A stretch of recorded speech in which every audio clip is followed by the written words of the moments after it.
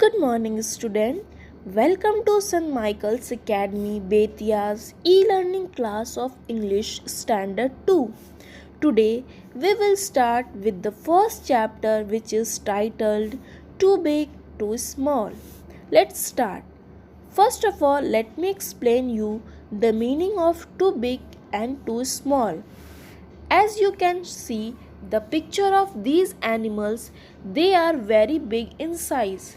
Now let me show you the picture of small animals. You can see these animals are very small in size. Now let me tell you about the story.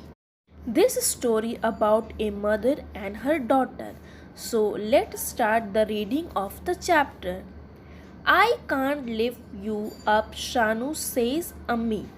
You are too big.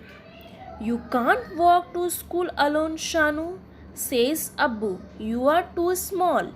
You can't sleep in the baby's coat, Shanu, says Dadu. You are too big. You can't carry the baby to the park, Sanu, says Dadi. You are too small. Now, let's start with the explanation. I can't lift you up, Shanu, says Ammi. You are too big. So, what is Ammi saying? Ammi is saying, Shanu, I can't lift you in my arms because you are too big. That means she is not able to carry Shanu in her arms because she is very big.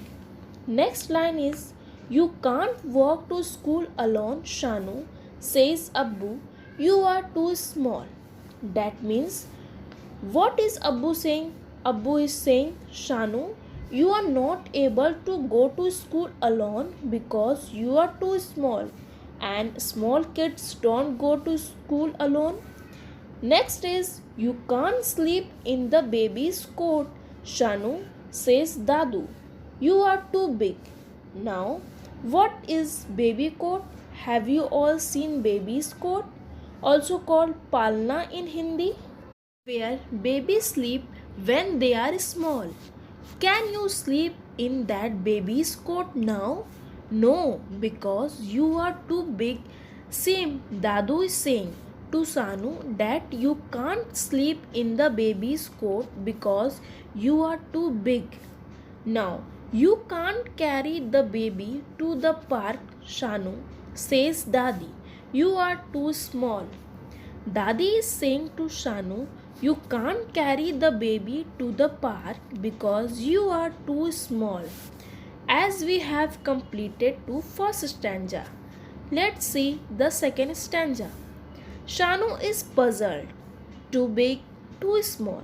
How can she be both? Too big to wear her old pink frock, but too small to make dosas at stove.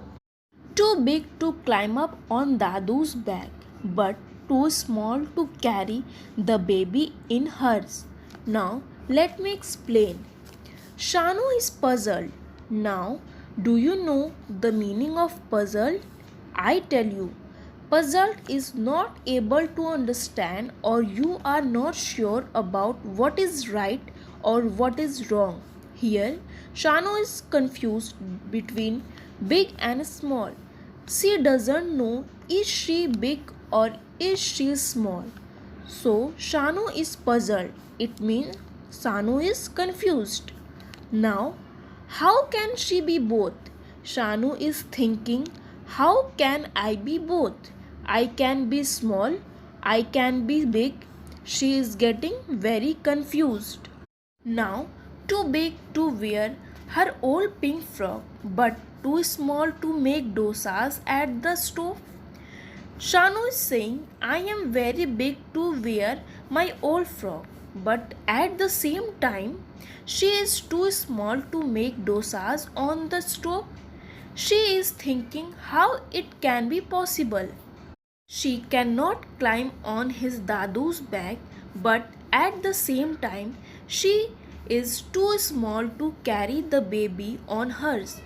These things made Shanu confused. Next stanza. What am I the right size for? Shanu wonders. Ammi smiles and says, "You are just big enough to go to school. Big enough to go to school, and you are just small enough for me to carry you on my shoulders," says Abbu. "You are just big enough to take me for my morning walks," says Dadu. "And you are just small enough for me to tell stories to," says Dadi. "And you will always be the perfect size for this," they all say, and give her a warm, wonderful hug. Now let me explain. Shanu wonders that in what size she fit in. She actually got confused. Ammi says to Shanu that she is big enough to go to school, but Abbu says that she is small enough to carry her on his shoulder. Now Dadu says that she is big enough to take her grandfather for his morning walk. After that, Dadi says that she is small enough to tell her stories. But at the end, they all say that Shanu is perfect in size, and they love her, always be, and give her a warm and wonderful hug.